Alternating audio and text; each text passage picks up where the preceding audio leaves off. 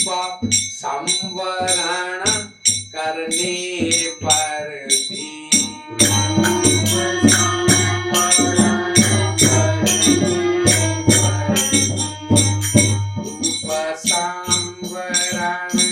करने पर भी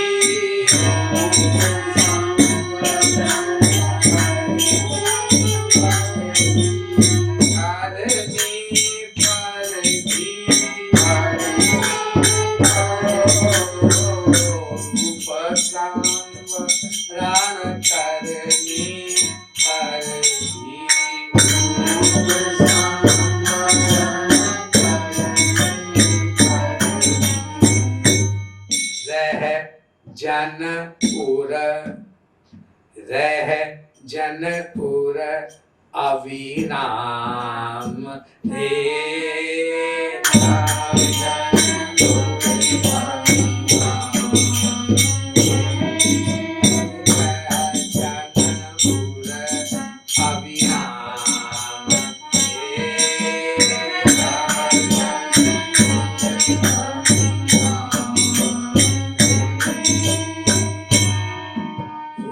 संवरण करने पर भी रह जनपुर अविराम रे। संसार में किसी की मृत्यु हो जाती है तो लोग क्या करते हैं, शमशान घाट में जाकर उसको फूंक आते हैं और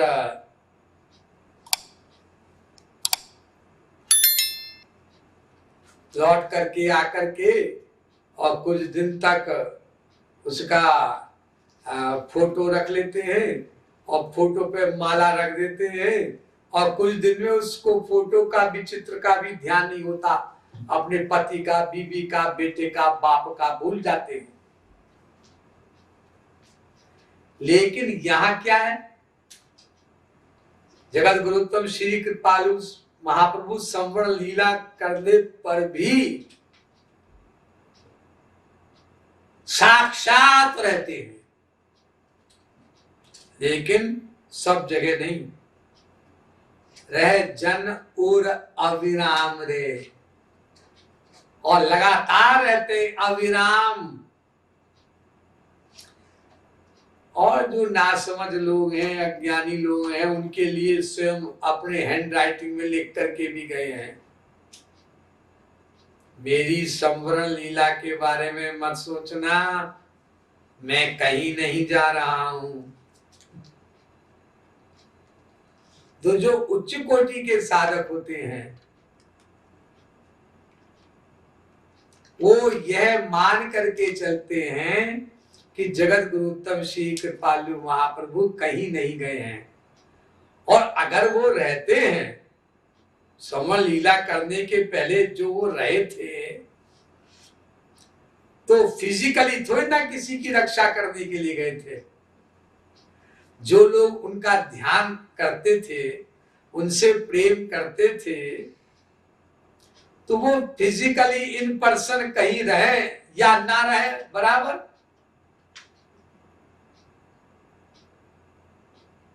अनेक अनेक लोगों को बचाया उन्होंने। तो ऐसे ही जो उनका ध्यान करते हैं कि वो साक्षात हैं, कहीं नहीं गए हैं, तो हृदय में जो धारण उनको किए रहते 24 घंटे, तो उसका योगक्षेम वहन करते हैं। इस पॉइंट को नोट करो। जैसे पहले करते थे सेम अभी भी। तो ये सोचना एक भोलापन है, अब तो महाराज जी है नहीं।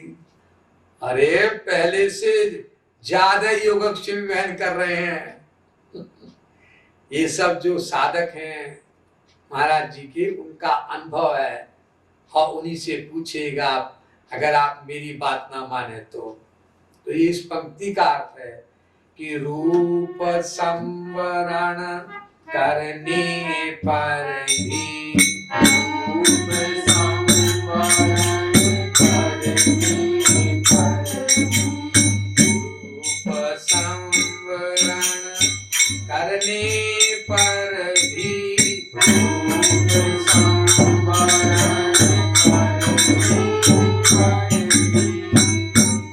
रह जन उर अविराम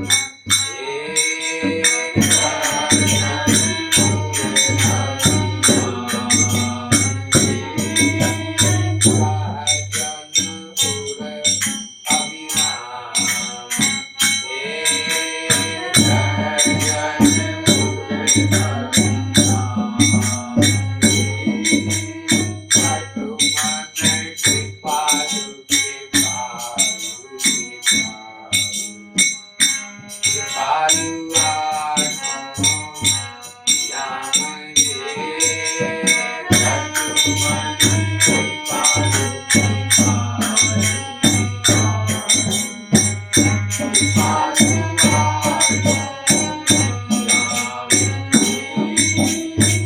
नहीं कृपालु सम कृपालु हरि हूँ नहीं कृपालु सम कृपालु हरि हूँ नहीं कृपालु सम कृपालु हरि हूँ कृपालु हरि हूँ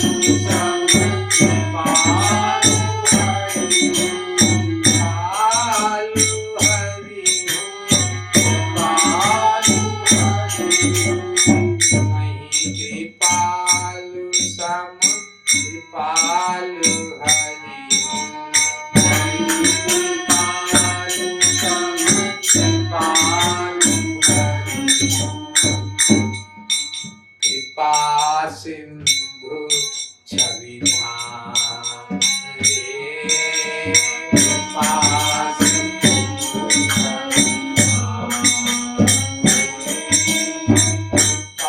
सिंधु छविधाम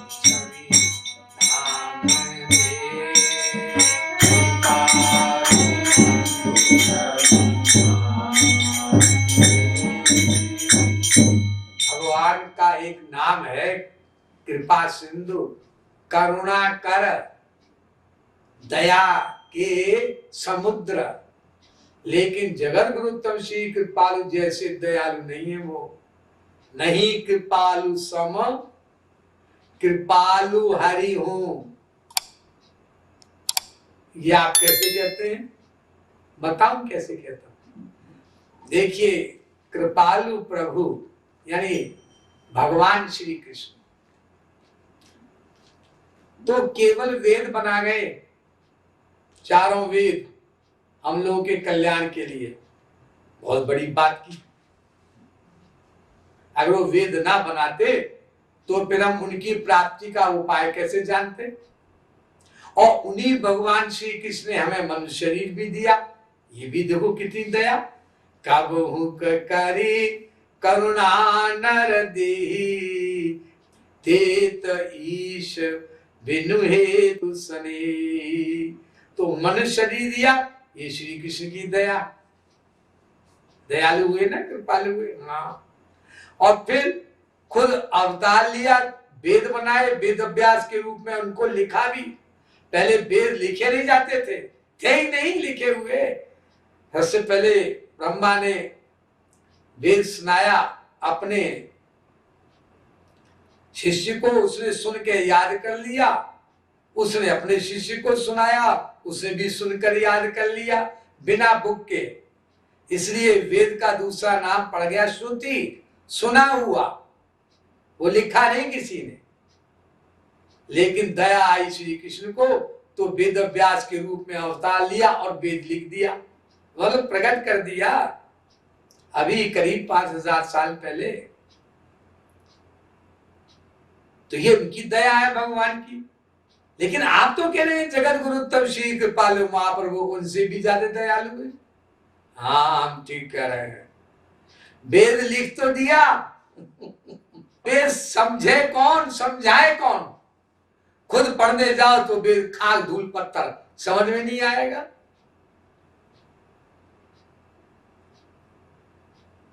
श्रुति पुराण बहु कहेउ पाई, छूट न अधिक अधिक उर जाई। मुनि बहु मंत बहु पंथ पुराण जहां तहां झगड़ो सो। तो अब क्या हुआ, जगत गुरु तब श्री कृपालु महाप्रभु के रूप में जब श्री कृष्ण आए तो वो पहले वाले भगवान श्री कृष्ण से अधिक दयालु हो गए, क्योंकि इतना अधिक सरलता से वेद को समझाया, शास्त्रों को, उपनिषदों को, गीता को, भागवत को, रामायण को, कि दर्जा चौथी क्लास भी, दूसरी तीसरी या नहीं भी पढ़ा लिखा हो, किसी से पढ़ ले, सुन ले उनकी लिखी पुस्तकों को, तो समझ में आ जाता है। इतने सरल रूप से इतने उलझे हुए वैदिक सिद्धांतों को, दार्शनिक ग्रंथों के मतों को समझाना जो पेनिट्रेट हो जाए हृदय में, ये भगवान श्री कृष्ण तो नहीं कर गए। हाँ, इसे लेखक कहता है ये जगत गुरु तब श्री कृपालु महाप्रभु ही किए हैं। और संत लोग भी करते हैं, कोशिश किए हैं, लेकिन जगत गुरु तब श्री कृपालु महाप्रभु के समान नहीं। वैसे तुलसीदास ने लिखा है रामायण में मेरी ही बात को उन्होंने एक चौपाई में लिख दिया, बहुत सुंदर, कि राम सिंधु घन सज्जन धीरा चंदन तरु हरि संत समीरा। भगवान समुद्र के समान होते हैं, लेकिन संत लोग बादल के समान होते हैं। तो बोलो बादल बड़ा कि समुद्र? आप कहेंगे समुद्र बड़ा। समुद्र नहीं बड़ा, एरिया में समुद्र बड़ा है जरूर, लेकिन उपकार करने के दृष्टिकोण से समुद्र से बड़ा बादल है। बादल की उपमा की है तुलसीदास ने संत महापुरुषों से। बादल की उपमा संत महापुरुषों से की और समुद्र की उपमा राम से, भगवान से, कृष्ण से की। राम सिंधु, भगवान सिंधु हैं, राम कृष्ण।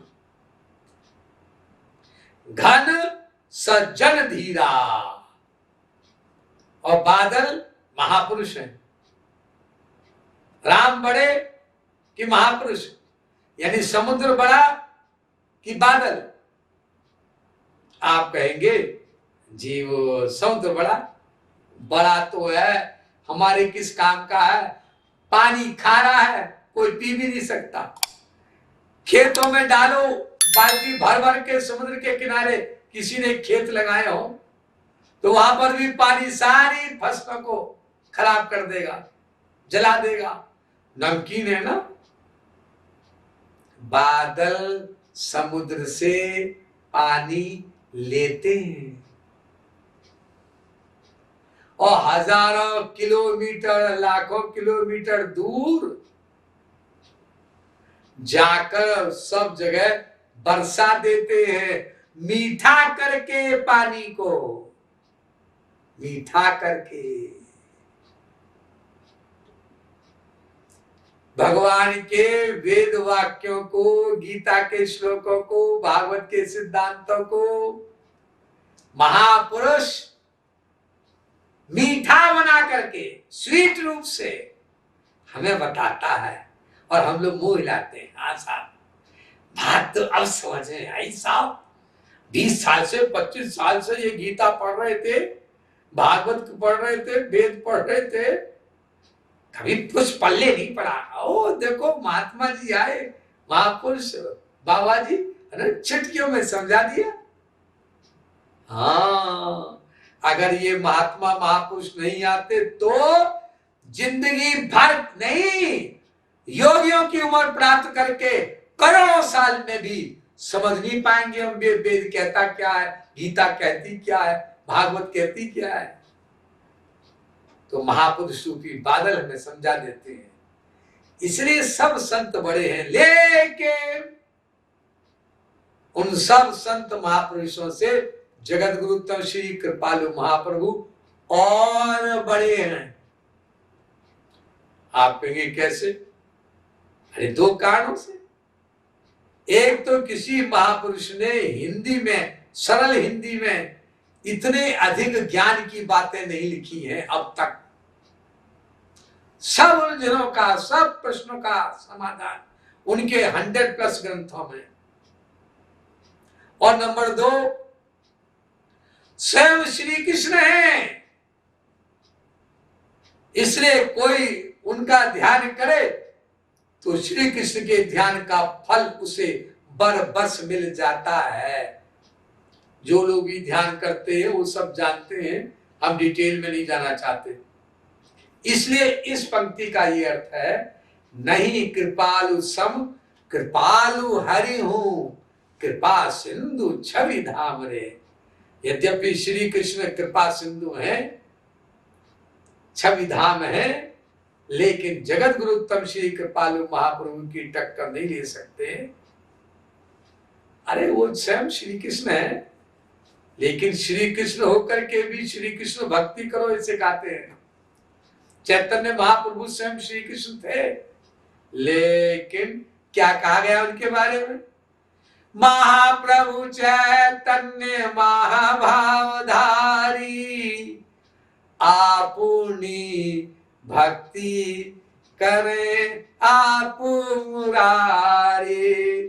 स्वयं श्री कृष्ण के अवतार चैतन्य महाप्रभु बने और स्वयं कह रहे श्री कृष्ण बोलो, हरि हरि बोलो, हरि हरि बोल, बोल हरि बोल।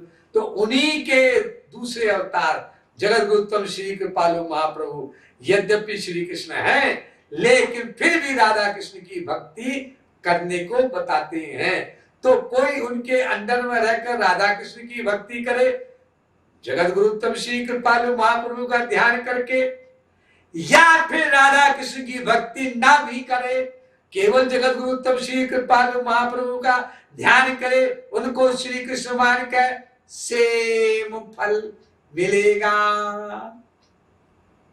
क्योंकि वेदों में लिखा है, यस्य देवे परा भक्तिर यथा देवे तथा गुरु तस्यैते कथता यर्ता प्रकाशन्ते महात्मना। तो ये इस पंक्ति का यह अर्थ है।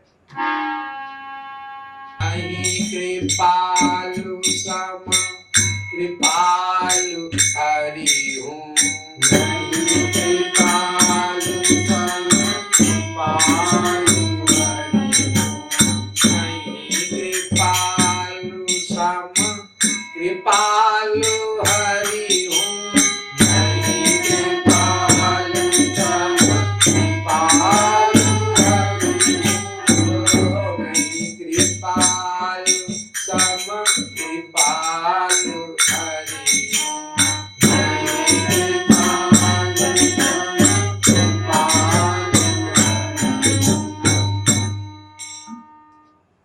कृपा सिंधु छवि धाम रे, कृपा सिंधु छवि धाम,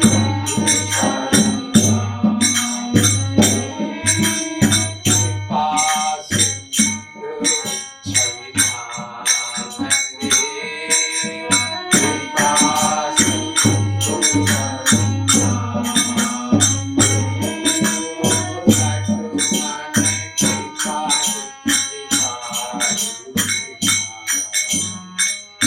कृपालु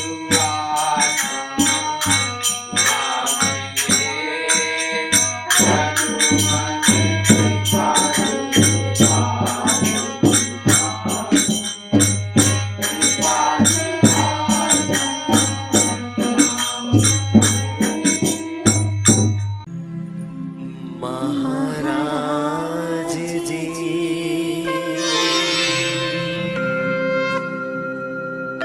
महाराज जी